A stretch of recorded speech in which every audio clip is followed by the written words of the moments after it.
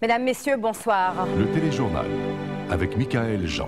La formule est bien connue, le journalisme mène à tout, à condition d'en sortir. La présentatrice vedette de la télévision publique canadienne, plusieurs fois récompensée pour son travail, va très vite en faire la démonstration. C'est Gérald Tremblay qui deviendra le premier maire de la nouvelle mégaville. Ce jour-là, elle ignore encore que 4 ans plus tard, elle fera à son tour la une de l'actualité. Michaël Jean devient gouverneur général du Canada, poste honorifique pour certains. À ses détracteurs, elle réplique « C'est bien en tant que chef d'État, commandant en chef des forces armées canadiennes qu'elle a été reçue à travers le monde. » Je suis arrivée là, réfugiée, et me voilà aujourd'hui à la tête de la plus haute institution de l'État. Le protocole veut qu'on l'appelle son Excellence, la très honorable Michaël Jean. On est bien loin du régime des Duvalier en Haïti, sous lequel elle fit ses premiers pas, avant de fuir avec sa famille la violence et la pauvreté. Le déracinement à l'âge de 10 ans.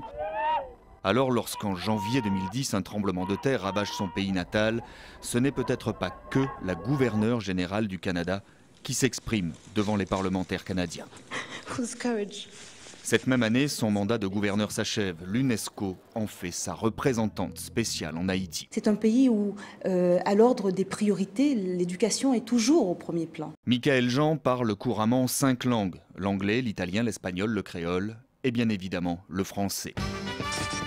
Elle ira aux Jeux Olympiques de Londres en tant que grand témoin de la francophonie, avec pour mission de promouvoir la langue française. Aujourd'hui secrétaire générale de l'OIF, elle veut faire de la francophonie un outil de développement. S'assurer que des pays moins développés, des pays en développement, des pays qui visent l'émergence, puissent s'insérer sur la scène économique mondiale. À sa longue liste de titres et de récompenses, Michaël Jean peut désormais ajouter une nouvelle adresse sur sa carte de visite, avenue Bosquet à Paris, siège de l'Organisation internationale de la francophonie.